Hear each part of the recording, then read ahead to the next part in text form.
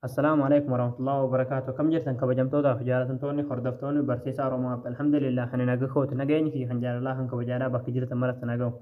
Daawwattootaan kiyya viidiyoo irraa kana keessatti barumsa ajaa'ibaa barumsa addaatiin isin barsiisa. Garuu hundi keessanuu viidiyoo kana akka laa'ik gootanii namoota baay'ee biraan naaf geessaniin barbaada. Hayya daawwattootaan kiyyaa barumsa keenya kanarraatti jechuudha haala intarneetii malee abbaa barbaadanii miseejii firii walii barreessuu itti dandeessanii isin barsiisa. Abbaa barbaadanii waliin jechuudha intarneet tokko malee waayifaayi tokko malee jechuudha. Akkuma yeroo intarneetaan waatsaappiidhaan sooshaal miidiyaa gargaraatiin waliif barreessinee waliif bilbilu jechuudha. Haala intarneeta malee gonkumaayyuu jechuudha. Osoo intarneeta tokko hin fayyadamne jechuudha. Miseejii namaan abbaa barbaadanii waliif barreessuu dandeessanii isin barsiisa. Hayyee daawwattootaan kiyya gama barumsaatiin darbuun duratti warroonni YouTube chaanaala keenyaaf haarawaa taatan baga nagaan dhuftan jechaa barumsa dabalataa argachuudhaaf chaanaala keenya sabskiraayib godhachuun dagatinadha.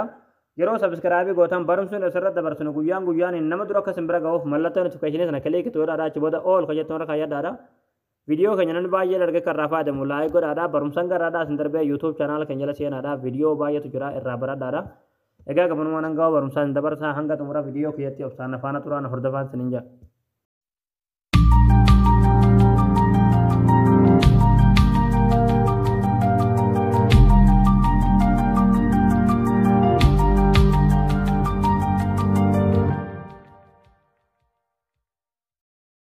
Hayyee daawwattootaan kiyyaa intarneeta malee abbaa barbaadaniif miseejii waliif barreessuudhaaf jechuudha. Aappii tokko isin barbaachisa jechuudha. Aappii kanaas bakka irraa daawwalooduu godhatan liinkii isaadhaa diskiripshin boksii viidiyoo amma ilaalaa jirtan kana jalaan isiniif ka'a. Liinkii as ilaalanii argattu jechuudha. Liinkii irratti kiliikni gootanii yeroo liinkii irratti kiliik gootan haala kanaan weebsaayitii kanarra isin fida. Asirra gadi ni buutu. Asirra gadi buutanii kun asirratti qalama diimaadhaan kan barraa'e daawulood kajuun jira. Daawulood naaf kajuun kiliik gootu. Achi booda daayirektii kan haala kanaan pilaastoorii keessa gashee jechuudha. Pilaastoorii keessa aappii daawuloodii godhatan jechuudha. Yeroo daawuloodii godhatan amma daawuloodii godhadhee waan qabuuf buusuun irraan eegamu isin buufattanii yeroo buufattan ooppirooti kiliikni gootanii. Yeroo ooppirooti kiliik gootan haala kanaan aappiin isiniif baname jechuudha. Yeroo haala kanaan isiniif baname yeroo tokkoof harka bitattanii buttu. Ammallee asirratti geet staart jedhamu kiliikni gootu. Achi booda haala kanaan isiniif banama. Complete step aja klik ni goto next klik ni goto halo goto ni tayam kar tani bi achi boda apin hal kana asli bana yero hal kana asli bana me asal kana wal sadis niftar rese jira chuda